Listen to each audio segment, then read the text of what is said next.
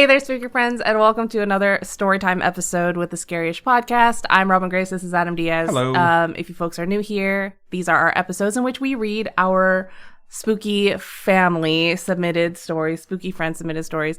And so, Adam, why don't you go over, what kind of stories we usually get on some of these? I will say episode 201 would be a weird place to start, but realistically, there's no continuity, so anyone could pretty much pick up the streams or the podcast, for story times whenever they want, because we're reading homegrown horrors. And homegrown horrors are what we call the emails, tweets, Insta DMs that you slide in there, Facebook messages that we get from you, the listener or viewer. And we would love to hear from you if you have any stories that are supernatural, spiritual, ghostly, coincidental, true crime, or extraterrestrial, anything that really fits the theme of scary-ish. We'd be more than happy to share on the show with your permission, of course. If you don't give us your permission, we kind of hold those and reach out and say like, hey, did you want us to share this one? For a ransom or something? No, we think that you're reaching out to us to say like, hey, I wanted to share this with someone. I didn't exactly want it to go on the show. I didn't know where to send it, but I thought you guys might be interested. We do get those. And then we probably get them more often than we let on to. Yeah, I remember when we first started the show, we got one about skinwalkers and they're like, don't share it. I just want to give you the information. So yeah. Lots of people with things that are like, I thought this happened. I've always thought I was crazy. I've never told anyone. I just want to tell someone. We get those. So if that's something that you feel like you want to do, feel free to send it over to us. We understand. So we're going to be reading 4 stories that we have been told we can read. I think we're going to dive right in balls first. So balls go first. ahead. Yeah, balls first. That's how you got to dive in, man. Well, okay. It's not painless, obviously, but it's enthusiastic. Okay. That's what you're looking for. All right. All right. Do you want to read the first email or should I? I'll read it because there's a cute cat on it. So let me do that. Go for it. This email goes, hi, guys. Hi, we're the guys. Hello. Last time I wrote in was during the pandemic. That's 3 years ago now. Depending on what part of the pandemic. Isn't it crazy that in 2021, everyone kept saying, last year we did this, but it was always 2019 because 2020 never really happened. We all lost a year and a half, 2 years, depending on if you got sick and got in the hospital. But realistically, this was sent this year, so 3 years ago. That's crazy. It was about a ghost that follows me, which is horrifying.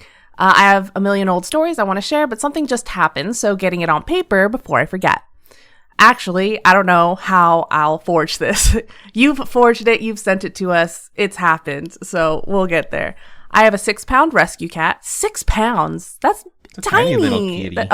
Had her since she was a kitten. She's 3 now. 6 pounds at 3 years old is insane. Maybe it was 16. Maybe it's 16 pounds. I don't know. Wait, hold on. Let me scroll down to this cat. It looks like it's a 16-pound cat, but I don't know. Maybe he's just really light and just very fluffy. Or our cat's really fat. She's 3 now, but my friends and I joke that she used to be a powerful witch and she accidentally transformed into this tiny body. Okay, so a 6-pound cat. And that's why she's so fussy. My uncle used to have a cat that he'd call a warlock cat, and he used to say the same thing. Like, really? This cat used to be a human, and then he was punished, and he was turned into a cat because he used to be a warlock.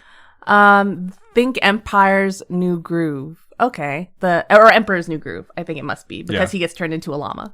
I've only seen bits and pieces, but yeah, I follow. You've only seen bits and pieces? Yeah, I know. Do you know how to speak squirrel? I don't know what that means, so clearly not. Oh, dear God. The other day I was cleaning and ignoring her. Then, in the corner of my eye, I kept seeing a black silhouette, like a shadow, but human-sized. And I was home alone, so I would double take, and when I would look, it was just Dahlia, my cat, sitting all cute. It happened a few more times, and I was like, nope, and obsessively saged, opened the windows to let whatever else out, and took my dog on a walk. Last night, my roommate was cleaning in the middle of the night, and she blocked off the kitchen so the pets wouldn't go over to the kitchen/her room. And she said she saw a shadow/silhouette person more than once, too. But then Dahlia was on the other side of the baby fence that she put up. So it's like, this cat used to be a person. Yeah. She also heard Dahlia meowing right next to her ear when she was across the room. That's kind of creepy. Love this cat to death, even though she does creepy things sometimes. She tends to do the Coraline cat thing. I've never seen Coraline. Same. Walks into one room, then comes out of another, and that just doesn't make sense. That's a Matrix style shit. Or they do the same thing. You know, the Pac-Man. Oh yeah, they go through the Pac-Man wall. I've been collecting her whiskers and putting them on the altar since she was a kitten, and that's helped with some of the weird stuff. But this has to be the most intense. Anywho, I'm at work. Love the pod. Love you guys and love Spooky Mama. Heart glow. Bathe. Well, thank you so much. Thank you for sending sharing in. that. I think cats are on another level. Like, you know how people always say pets can see things that we can't. I think cats are more extreme, right? Like in Constantine, when cats are like the Half in-between. half out. Yeah. We have a black cat, like completely black Not happy cat. with her right now either. Such a pain in the ass. She is 11, so Yeah. I mean, you figure she'd be getting better, but I feel like that's just not the case with some cats. They're just like, you know what, I'm old now. I'm going to be a dick, like how some people are. But yeah, I understand the way you feel when it comes to your cat, because they just have this weird behavior pattern their entire lives that always just makes you feel a little bit off-put, you know? Mm-hmm. Maybe not creeped out, but just like they always seem like they're constantly up to something. So when creepy stuff happens around them, you're like, did you do that? And they're like, I'll never tell. So your cat is adorable, though. If it used to be a human, it was probably a good-looking human, because they turned into a good-looking cat. The whiskers thing, I can totally see, because it's just the cutest fucking cat with long whiskers. Yeah, for sure. And the whiskers are like white against the black fur. So the cat's super black cute. with like some white frills and stuff like that here, Yeah. but the whiskers are like starkly white in comparison to the cat. So very pretty cat. Thank you so much for sending in the story. Yeah. We really appreciated it. I'm going to go ahead and move into the next email of the show, and this one's subject is the Half Man and Spirit Box, and it starts out like this. You may read this on the podcast. Nice. Take note, nice. folks. That's exactly what we need at the beginning of them. And it actually starts out like this. Hello. Oh, sorry. Fucking damn it. I can't even get into the fucking email, Robin. Go ahead. What's your... You're not gonna. No, I'm leaving it in. Okay. No, I was just saying the half man, is it like somebody getting cut in half, or is he half man and half animal? I'm very intrigued by this story. There's only one way for us to find out. Hello, Adam, Robin, and spooky friends. Hello. Hello. And everyone else SDL, hello. My name is Piper, she, her, and I've been listening for a few years. I'm here to share two paranormal experiences, Ooh. which solidified my belief in spirits. She didn't say that. I just tossed it in there for some flavor. So, Okay. Story number 1. When I was young, I was close with some other kids in the neighborhood. Sometimes our parents would get together and sit on the driveway until after dark and chat while the kids played together. One of these nights, I believe I was around 7 years old. I went in my house to get a drink. As I opened the door, I was looking down, but as I brought my head up, I saw a man I didn't recognize. He had blonde hair, kind of in the style that was popular in the 70s, called the leading man haircut. I know exactly what you're talking about by describing that. It's like a side part, but it's like really voluminous, and it's just like a floof. Like a Conan O'Brien? No. Conan's is a little bit different than that, but you got the right idea. So just picture whatever you think a leading man from a 70s show would be, and yeah, that's it. That 70s show did not have anybody that... I mean, No. the closest thing I could say to a leading man, like, haircut in that show would be, like, Eric or maybe Kelso, but let's just move forward. Okay, just picture okay, a nice, floofy haircut, and Got it says, or a fluffy Justin Bieber haircut is how I describe it. That's a really good way. Thank you. He had a red plaid long-sleeve shirt, but it stopped there. I could only see from the belt up on this man. I took in this information in an instant, and then he was gone. I turned around and went back to the driveway to tell my mom that I was scared to go back in the house. No one in my family believed my story, but I knew I saw a ghost. So today I learned that this half man is belt up. Yep, there you go. Belt up. From that time on, it would be really shitty to see a half man from the belt down. It'd be just like, Just that's a legs. dude. And I just know. Okay, we're going to keep going. From that time on, I was uncomfortable being in the area at night where I saw the ghost, only for the fear I'd see another. Not that I felt something particularly paranormal. When I told the story throughout the years, I referred to him as the half man. So that makes sense. All right. Story number 2. This one I believe is going to be called the Spirit Box. I had a friend as a child named Amanda, she/her. I met her at school and didn't live too far away from her, so I'd go to her house to play often. I would say we were best friends for a few years, but then we'd grow apart. When we were in junior high together, her father got very sick with colon cancer. It had a profound effect on her mental health, and I was not equipped to be a support for her, so we didn't talk much. Amanda and I were never close again, but one of my friends remained close with her. Freshman year of high school, her father died from his illness, and all of my friends and I went to the funeral in support of Amanda and her family. One day, when we were all out of high school, I was invited over to Amanda's house by my friend. At some point, Amanda talked about the spirit box her boyfriend made. A spirit box... He made it. Yeah, a spirit box is a device purported to take radio wave frequencies that a ghost can use to speak. You've talked about it before on the podcast. Well, she had a recording she wanted to show us. What she played was a voice saying, "Amanda, this is your father." My mind was blown. Her father had a very recognizable husky voice. And a very big fan of Star Wars. Wow. It's been more than a decade since I've heard her father's voice, and I'd basically forgotten anything about her father except how he looked. But in that moment of hearing the voice, my memories flooded, and I knew it was him. I told her this as I cried from emotion. Aww. I've never known a spirit box to create a fluid sentence and sound like one person's voice the whole way through. The experience really solidified my belief in spirits.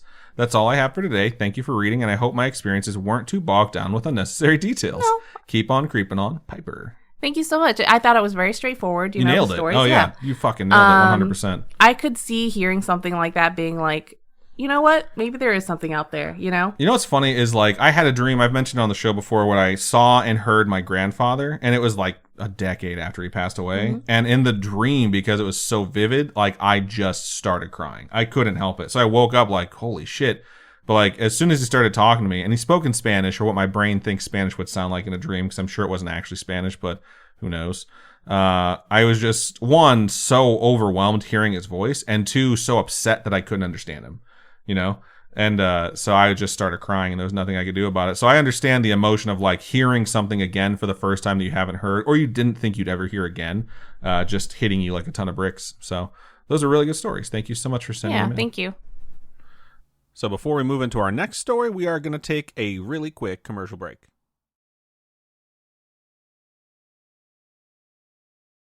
And we're back. All right. So this next email's title is Face to Face with a Demon Dog Mayhaps. Interesting. It says, "Hello, Adam Robin, as well as the rest of the spooky pals. I've sent a few stories in with you before. The one about the shadow man in my grandparents' apartment, and then the creepy tapping on my and my sister's bunk bed specifically. I remember both of those, actually. Thankfully, nothing spooky has happened in recent years, and kind of hope it stays that way. But it never keeps my family from reminiscing about past scares we've had, which always leads to me remembering that I forget to send in some more stories to you guys. So please forgive me. You are forgiven. This last time we were remembering some crazy stuff that happened in our last place, and I ended up remembering how a couple of times while living there, I had a couple encounters with what seemed to be a dog of some sort. And I say seemed because the first time I encountered it, I didn't get to see it. I was on my bed in my shared room with my sister watching TV late at night. The way our room is kind of laid out, our beds are parallel, like against each wall, and between our beds is a window a few inches away from our beds. Right outside that window is the stairs that lead up to our front door, and beyond that was just rocks, which all surrounding houses were laid on. With how close the window was to our front door, plus all the rocks everywhere, if someone or something was trying to come up to our house, you could easily hear them. Not to mention, where we lived was pretty much the middle of nowhere in a town so small, people seldom knew where I was talking about when I told them where I lived, so it's always very quiet outside. It being so quiet in the middle of the night, lying next to an open window in a house very hard to sneak up on, was what also led me to be so scared that night while I was watching TV, and I started hearing a very low guttural growl right up against the window. Can I do the guttural growl? Yeah, sure. Rawr. Yeah, sure. At first, I thought maybe a neighbor's dog got out, so I ignored it first. But after a few minutes of it not going away or even stopping to breathe, I turned over to look at the window thinking I could maybe shoo it away, or at least close the window so I couldn't hear it as much. But when I looked out the window, there was nothing there. There's a porch light between the window and the door, so I should easily be able to see anything out there. But I saw no dog, despite the sound, making it seem there should be a dog's face up against the window. So I thought, maybe it's a small dog, and I looked down at the ground, and there was nothing there. My face is so close to the window, looking in every direction for this dog, that sounds like it should be right in front of me, and I see nothing. When finally I am full on scared. Minutes have passed now, and this quote-unquote dog hasn't stopped to breathe. The source of the sound says it's right up against the window, possibly looking at me, and it's that type of dog growling that you hear when a dog is ready to attack. So I finally up and leave and tell my mom in the other room. So this right now is reminding me of the hellhounds from Supernatural. I was going to say. Where you can't see them, but they're very vicious and they sound vicious and you can hear them breathing, but you don't see anything. unless you're Dean and They're you have super something vicious. spell on you. Even then, like, yeah, I won't spoil anything in Supernatural. They're one of the most vicious creatures they come across. So, and we've covered hellhounds and demon dogs and things like that.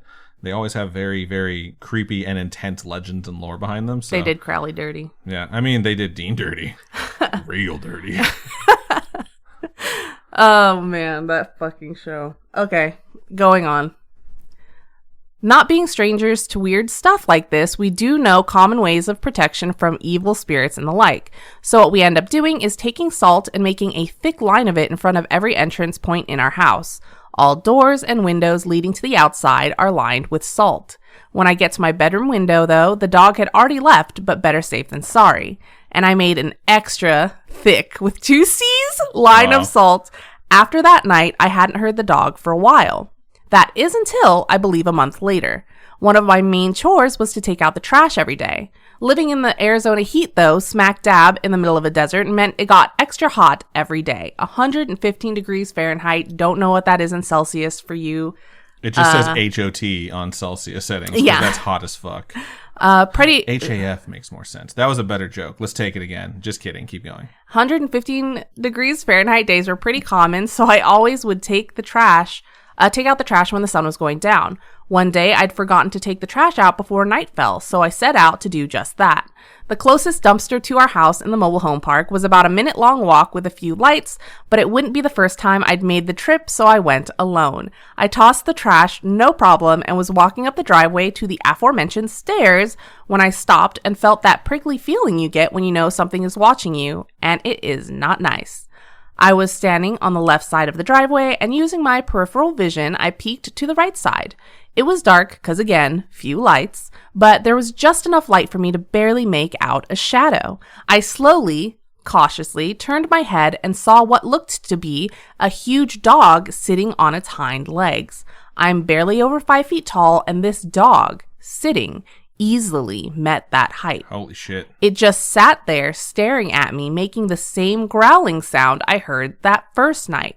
I know it sounds cliche, but when I looked it in the eyes, since it was pretty much the only thing about it I could clearly see, and its eyes were a bright red, we stood there for what felt like minutes, just staring at each other, but I knew I would have to move eventually if I wanted to be safe inside again. So I sucked in a breath, trying not to scream, and ran the fastest I've ever run back up those stairs and slammed the locked door. When my family asked what was wrong, and I told them that I was pretty sure it was that dog I heard outside the window the first time, we just did what we could think of and salted all the doors and windows again. It's a lot of salt around that house. It's a lot of salt. Salt's expensive. JK, it's not. But like if you're using it to cover all your entrances and stuff, it turns out to be a lot. Yeah, I agree. You know what you should do? Like take off the stripping on the bottom of your door and put down like industrial strength glue and then put your salt into that glue. I've discussed creating a salt glue product quite a bit with some of our... Janky glue? Yeah, janky salt glue is the name of it. And then install the stripping yet again on top of the janky salt glue. And then, it'll stay there, it'll be preserved, and things will not be able to cross your threshold. So, but I mean, if you have spirits that are friends, they're trapped outside. That's just my suggestion, but I don't know if it'll work. I've never tried this, so. Since that night, I haven't seen or heard from it again, luckily, but I do still get scared walking around outside at night. After I told my mom what it sounded and looked like, and the fact that I couldn't see it the first time, she thinks it might be a hellhound. Ho-ho! I have a feeling Robin might know what I mean when I say it kind of reminds of the hellhounds. I fucking called it. Why wouldn't I also notice? The hellhounds from Supernatural, considering the fact you can't see and only hear them. I just hope I don't have to fight one someday like 17 did! I will say the only time the hellhounds have been invisible in any sort of lore or interpretation of them has been in Supernatural. I'm sure there is a story out there, or there is a book out there. She's sure. There has to be. There has to be a legend of invisible hellhounds. Sure that there's an invisible hellhound. 100. Anyway. No cap. No cap. On God, fam. Oh my God. That's another story I have written and sent. If I remember any more, I'll try to write and send them as quickly as I can. Hopefully this wasn't too long, but I tried to put whatever details I could remember, and I hope I could describe it well enough. Thank you two so much for reading this and doing what you guys do. You're amazing. Wish you guys good health and take care of yourselves. Thank you. We appreciate Thank you so much for sharing that. Yeah, definitely Hellhounds vibes. Oh, yeah, for sure. Sure. Right around. I mean, the subject was Demon Dog Mayhaps, so we kind of knew that was going to come. But Yeah. the description, if you didn't hear the subject, would definitely have led you to believe, because it was very well written. I really appreciated the time that you took with it. There were no unnecessary details. I think a lot of people are worried about tossing those in. But, I mean, it certainly sounds like one. It's scary as shit, you know? If it was something like that were to happen to me, I would probably just create like a hula hoop and fill it with salt, like to the brim, and just wear it? carry it around everywhere I went. Like, you are not good with hula hoops. I'm not. I would like strap it to me. Like I'd have it like a shield, basically. Like, oh my Lord. Or I'd have like handles on the insides of it that were like, drilled into it. And I could just walk around with my hula hoop shield. You could just make it a harness. I could do that too. There's a lot of things I could do to protect myself, but I would go to those measures had this happen to me. So I'm glad to see that you're still brave enough to not do that. But I don't know, consider my solutions. Janky salt glue will have all these products releasing in a store near you. Probably never. Okay. So. Thank you so much for sharing that. All right, so I'm going to read the last email of the show, and this one's titled, "You Can Read This on the Pod," smiley face. You guys are just fucking nailing it with the permission slips right out of the gate. This one starts out, "Hello, Robin and Adam." Hello. Hello. I go by V and use they, his pronouns just in case, and I was listening to the latest episode and remembered a scary as hell moment from when I was like in 4th grade. I think when you're a kid, Things happen to you. Yeah, for sure. And you can see more, and you're more sensitive to stuff. At least to I think me. you also believe in a lot of things that are bullshit when you're a kid too, so it's kind of hard to filter out. Most of the things we get, though, I think people have already put through the filter and been like, I can't explain this. So Robin brings up a bunch of shit all the time. She's like, when I was a kid, I'm pretty sure I saw a demon. I'm kidding. She never said that. She's just looking at me like an asshole. No, I just have demons. Yeah, that's true.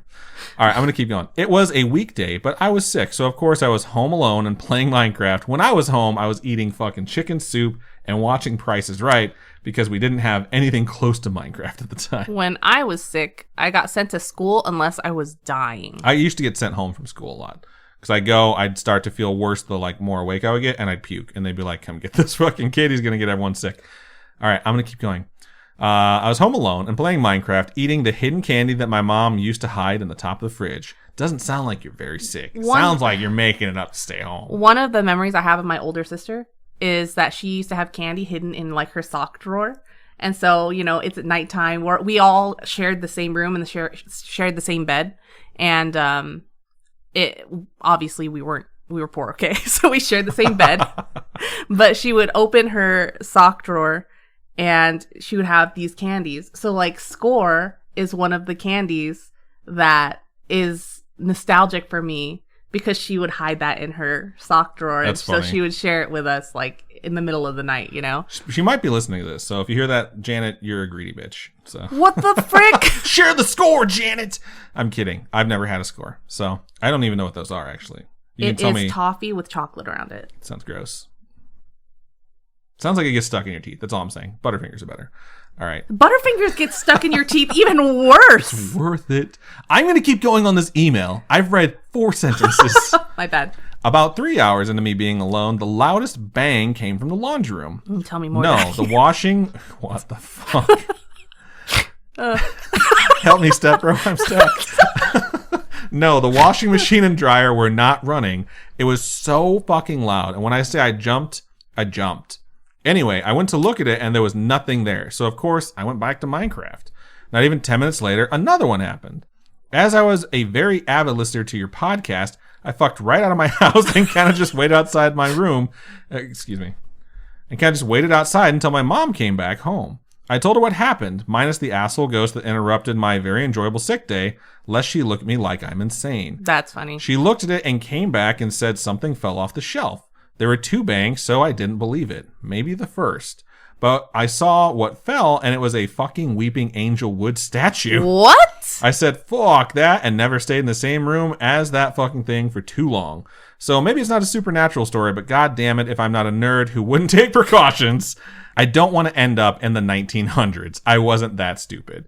And I don't know how to end these emails, so I'll leave you and the listeners with advice. If you find yourself face-to-face with any form of weeping angel, don't wait to find out if Doctor Who is actually fiction or not. Those angel statues are genuinely scary. I don't know, like their parents must be weird. Nerds, I shouldn't say weird. Because nerds, but like having those around the house and having it fall down, that's fucking creepy. I think I have a weeping angel Christmas ornament. Oh, I mean, that's dope as fuck, though. I would love to have a TARDIS on top of the tree. That's just made have at least 10 different TARDIS in the house. In the house? 10? Yeah. I know you have 3 on the counter. I have 3 over there. I have at least 1 in my art room. In the background. She has a dice tower that you rolled D&D dice with. That came from a friend of ours from Vegas. Chuck. Yeah, it came from Chuck. And I have at least 2 Christmas ornaments. I just love Doctor Who and TARDISes. When we met each other, basically, she was like, you have to accept Doctor Who. And I was like, you have to accept football. And we're like, all right. And we both got into it. And that's how we stayed together. So totally understand the precautions taken to avoid weeping angels. For those of you who don't know, if they touch you, they zap you back in time. Don't blink. If you're looking at them, they don't move. If you're not looking at them, they approach you very quickly. So if you blink, they move. And if you turn your back, they move. So the show's good if you guys haven't seen it and you like sci-fi. Weeping Angel fantasy. Episodes are some of the best episodes on that show. Blink is the best episode. And Doctor Who's barely in it. It's like about a side character entirely. So. Blink he is in it for like maybe 5 minutes, right? But it is so good. Realistically, if you blink, you might miss him. So. And we will wrap on that. Thank you so much one more time for sending in your story. We really appreciated it. All right. So yeah, that's everything we have for this episode of Storytime number 201. Thank you to everyone who listened, to everyone who watched us live on youtube.com/scarish or twitch.tv/scarish podcast. We appreciate you all joining us. If you have a story you would like to share with us, please email storytime@scarish.com or hit us up on our social medias. Facebook is facebook.com/scarishpodcast. Twitter is @scarishpod. And Instagram is @scarishpodcast. We would love to hear from you. Send us your story. Also, let us know if we can share it on the show or not. Basically, if you don't say we can share it, we will not. And we'll respond to you. We'll read it and respond to you. If you say you can share this, we won't read it because we read them for the first time on the air. So just, if you're new to the show and you're new to the whole thing, that's how it goes. And that's how you can reach out to us. Robin, for folks who would like to support us, how can they do so? You can go to patreon.com/scarishpodcast. Those are monthly donations with tiers starting at $1. And you can also go to ko-fi.com/scarishpodcast. Yep. So thank you so much to everyone who joined us, everyone who listened, everyone who supports us. You're all amazing. We love all of you. And that's a wrap for this episode. So Robin, why don't you go ahead and sign us out? Keep on creeping on, and we'll talk to you guys later. Send us your stories. Indeed. Thank you. Bye. Love you. Bye.